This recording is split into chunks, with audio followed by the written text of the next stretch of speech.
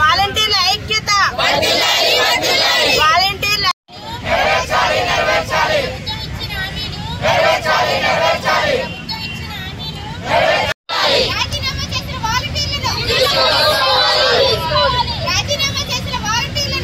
విడుదల చేయాలి, మమ్మల్ని అందరినీ విధుల్లోకి తీసుకోవాలి, మమ్మల్ని అందరినీ విధుల్లోకి తీసుకోవాలి.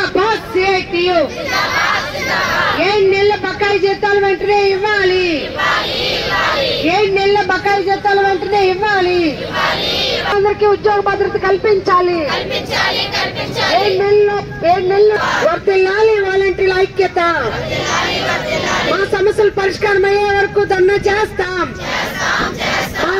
మా సమస్యలు పరిష్కారం 7 నెలల బకాయి జీతాలు వెంటనే విడుదల చేయాలి, మా 7 నెలల బకాయి జీతాలు వెంటనే విడుదల చేయాలి.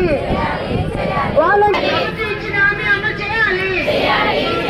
వర్తిల్లాలి వాలంటీర్ల ఐక్యత.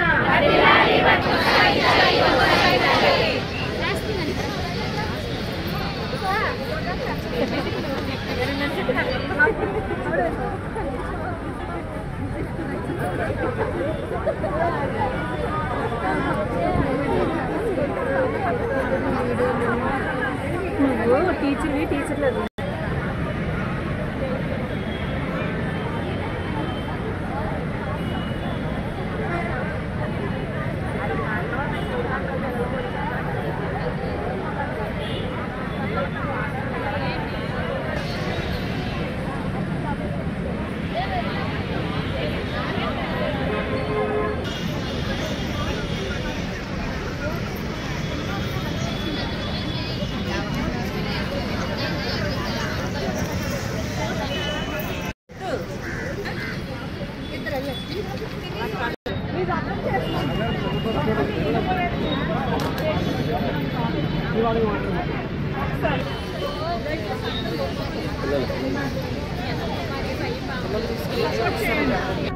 గ్రూప్ లో ఓకే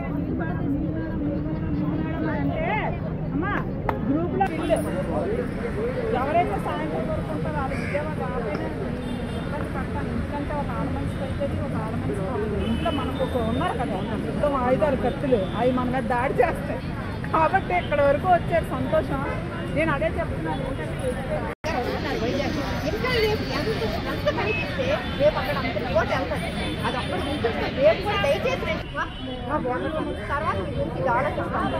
ఫిబ్రవరి వరకు ఎవరు వచ్చినా రాకపోయినా మా వరకు మేము చేసుకుంటే వెళ్తాం అన్ని జిల్లాల్లో. కనుక ఈ రోజు రేపు మాత్రం ఎప్పుడు మిస్ అవ్వకండి దయచేసి, ఓకేనా? రేపు బాక్స్ ఏమైనా తెచ్చేసుకోండి కావాలండి.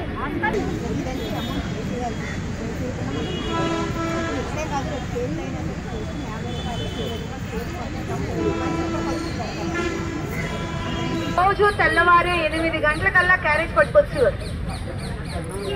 ఒక్క క్యారేజే కాదు, 42 రోజులు స్ట్రైక్ చేశారు. ఆ పట్టుదల మనం నేర్చుకోవాలి. నాకు కూడా ఇప్పుడు నాకు తెలుసు ఆ విషయం. ఆడవాళ్ళని నమ్ముకున్న ఇంకా మగపిల్లలు అయి ఉంటే ఏదైనా కుటుంబాన్ని నడిపే బాధ్యత ముసలమ్మని కూడా ఉద్యమంలో తీసుకొచ్చారు. ఇంకా ఏ రాజకీయ నాయకుడు గాంధీ మహాత్ముల్లాగా జనాలని సమీకరణ చెయ్యలేదు. గాంధీ తన 42వ ఏట ఉద్యమంలోకి వచ్చాడు. వచ్చినప్పుడు గోపాలకృష్ణ గోఖలే కాంగ్రెస్ ఆల్ ఇండియా అధ్యక్షుడు. ఒరే బాబు, ఎంతవరకు నువ్వు ఉద్యోగం దక్షిణాఫ్రికాలో చేసొచ్చావు, ఇక్కడ జనాల గురించి నీకేం తెలుసు అంటే నాకేం తెలియదు బాబు అంటే 5 సంవత్సరాలు దేశం అంతా తిరిగాడు.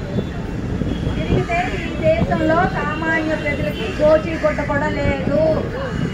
సూటు బూటు వదిలేశాడు, సామాన్య రైతు వేషం వేశాడు.